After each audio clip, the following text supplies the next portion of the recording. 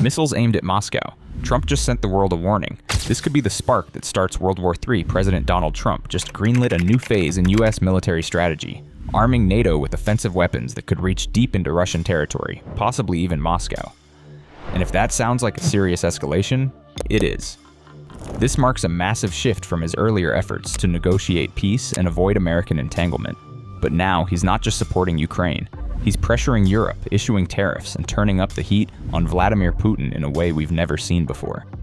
Shifting strategy. For months, Trump walked a tightrope, criticizing the cost of the war, insisting it wasn't America's fight, and hinting at possible peace deals. But something's changed.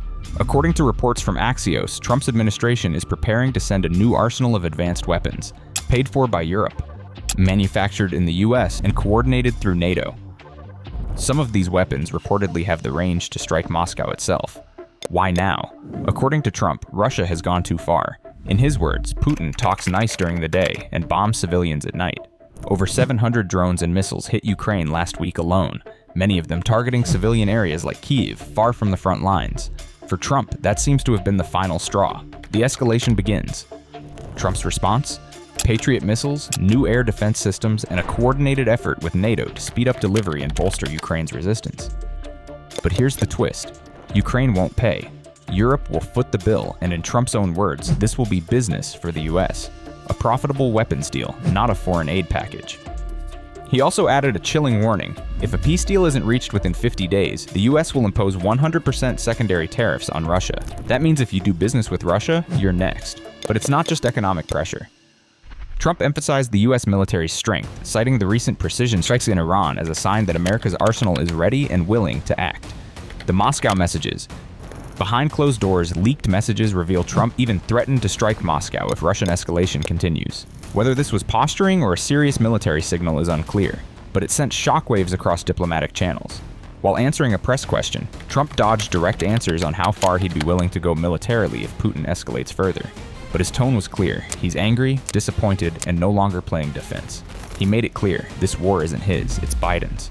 But if he's forced to step in, he's bringing leverage, pressure, and America's industrial military machine, global allies, and military sales. This new strategy hinges on NATO cooperation, and Trump seems to have delivered. In a joint announcement with NATO Secretary General Mark Rutte, Trump touted new commitments from Germany, Finland, Denmark, Sweden, the UK, and others, all agreeing to fund this next wave of military support. Through NATO, countries will move equipment directly to Ukraine, while the US backfills their stockpiles. It's a fast-track military relay, and a shift in global defense economics. Trump said it himself, "We make the best military equipment in the world, and they're paying for it." This isn't just aid, it's a global arms deal with serious implications for the war, US defense contracts, and future military conflicts. Peace talks or power plays? Still, Trump claims he wants peace. He referenced past success brokering ceasefires in India, Pakistan, Kosovo, and the Congo, using trade and leverage to push resolution. But Ukraine? That's the one he hasn't solved, and he's frustrated. He thought Putin would come to the table months ago. Instead, he sees continued escalation, civilian deaths, and cities turned to rubble. He says Ukraine is willing to negotiate, but both sides need pressure. With tariffs looming and weapons flowing, Trump is betting pressure will force Putin to the table. And fast. Whether this new strategy brings peace or ignites further conflict remains to be seen. But one thing is clear, the US is no longer on the sidelines.